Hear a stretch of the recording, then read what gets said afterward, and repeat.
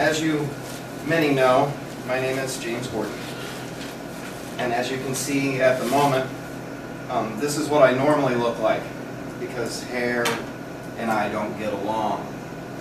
In the summertime I get hot and sweaty, and that stuff sticks to my head and in my face and whatever else, and I cannot deal with that. So, with that being said, I'm going to tell you about myself today. I am going to give you 3 aspects of my life that makes me the man that I am today. First, starting as a child, I was that kid that always took things apart. I would get a new toy, and if there were screw holes in there and I could find tools, I was taking it apart because I wanted to know how it worked before I played. Now, with that being said, occasionally that was a little problematic because that new toy didn't work afterwards because I just couldn't get it back together. But as I got older, I did get better at that. Taking things apart started when I was 3 years old, from the story I was told, because I do not remember. My mom noticed I was quiet. She went looking for me and found me at the dining room table, which was in pieces on the floor, and I had a wrench in my hand. So that is how my life has started. I started my life in South Florida. I was born there in 1972 in Fort Pierce. I moved to New Smyrna Beach, which is on the East Coast, just south of Daytona, when I was 5.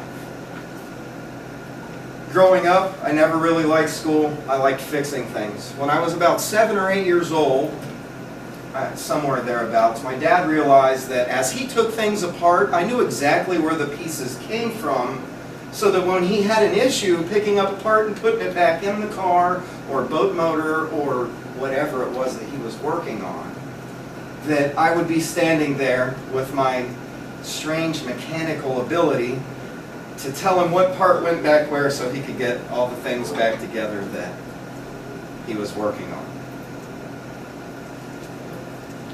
The second thing about me is I like to have fun.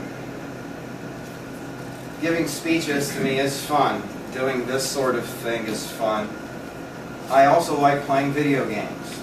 I don't get a whole lot of time to do things that I consider fun anymore because obviously I'm the general manager of an air conditioning company and I really don't have much time to do that.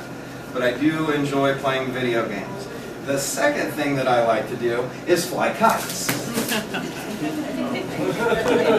I have flown single-line kites, quad-line kites, 2-line kites, whatever.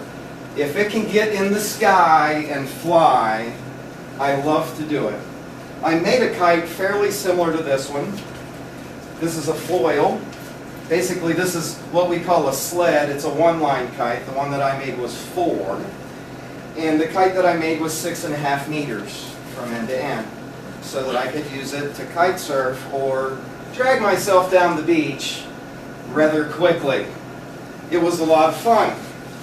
I actually have a 3.5 meter kite in my car, but I figured this one would be a lot better example to show during a brief speech, and I might actually catch somebody think that they're going to catch something while I started that.